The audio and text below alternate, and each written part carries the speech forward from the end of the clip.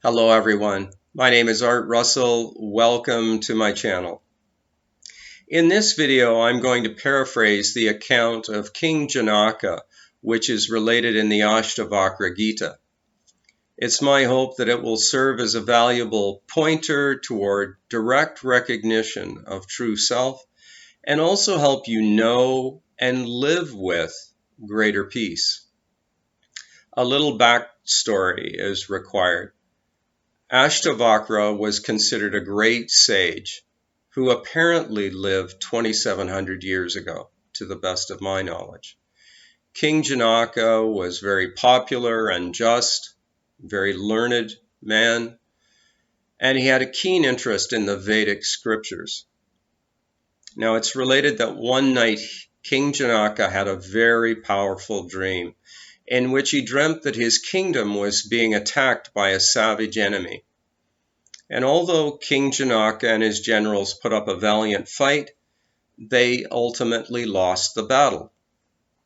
And in the following days, King Janaka found himself living as a beggar on nearby streets. He saw people that used to be his subjects and who didn't even recognize him. Finally, a fellow beggar took pity on him and offered him some watery rice in a bowl. But even the bowl fell from his hands and broke, and he was just in such utter despair that he collapsed, and then he finally awakened. And when he looked about himself, he saw, oh, here's the kingdom. And all the opulence he was used to and servants were near at hand. And although you would normally think he would be relieved, he was actually greatly troubled. He was asking servants, what is real? Was that real on the streets? Or is this real? Now, this went on for days until the servants actually thought that the king was losing his mind. Now, fortunately, Ashtavakra was either summoned or found himself heading to the palace. And he had dialogue with the king. And very quickly he realized what the trouble was. And with the king asking, what's real? Was that real or is this real?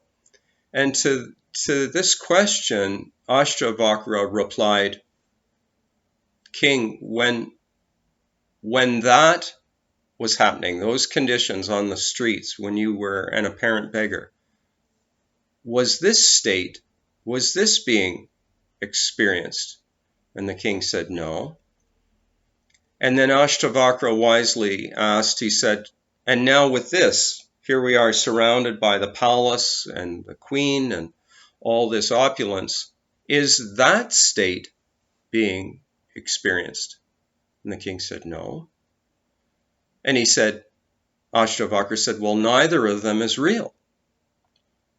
And the King Janaka was still puzzled. He said, well, what's real? And is nothing real?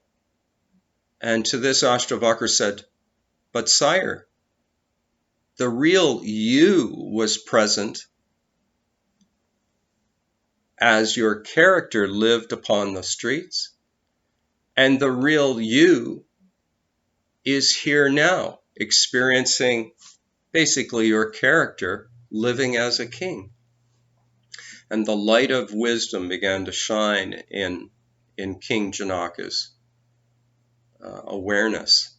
And this is what I'm also doing my best to express through my videos. And here's the question for you.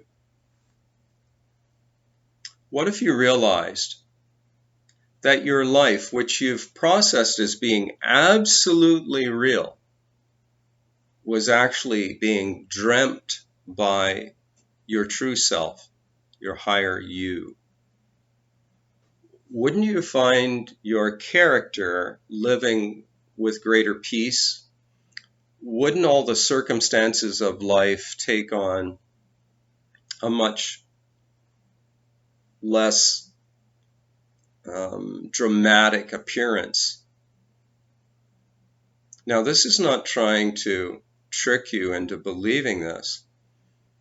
That our true nature is consciousness, dreaming an apparent human experience.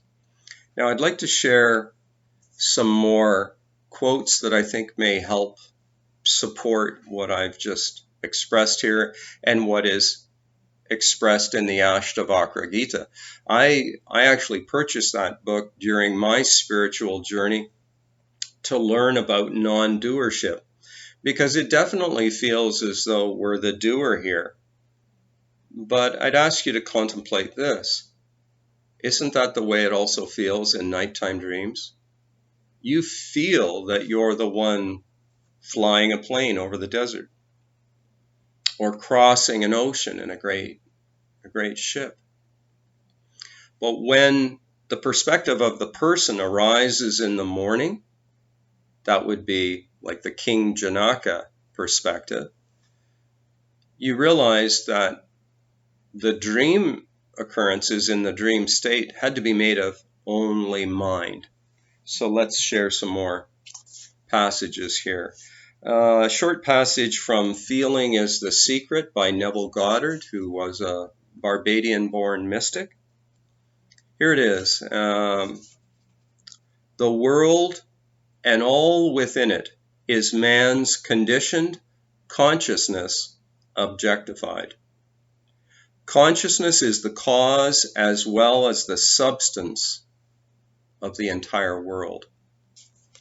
Now that may seem very startling, or at least it did to me when the light started to shine within me more brightly. But science, if you, through any of your favorite browser of choice, look into the nature of matter, you'll find that that's highly in question and has been for a couple of 100 years at least. From a book entitled The Law of Success by Paramahansa Yogananda.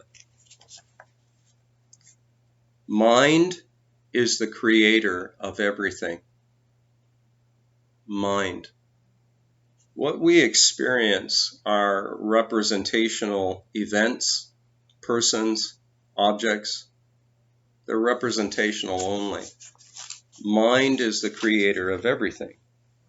From another book that came into my awareness during my study of the law of attraction, it's called The Kybalion. And the first, it relates Hermetic principles. And the first principle related in the Kybalion is this: the universe is mental, held in the mind of the all.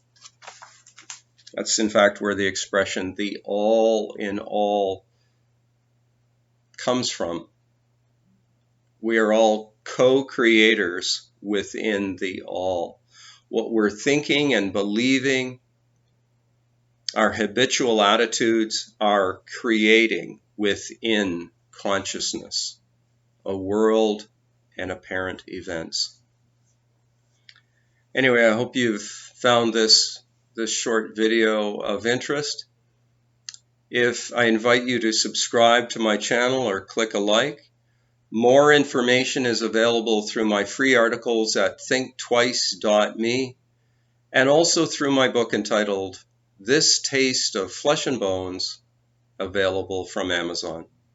Bye for now. We'll talk again soon.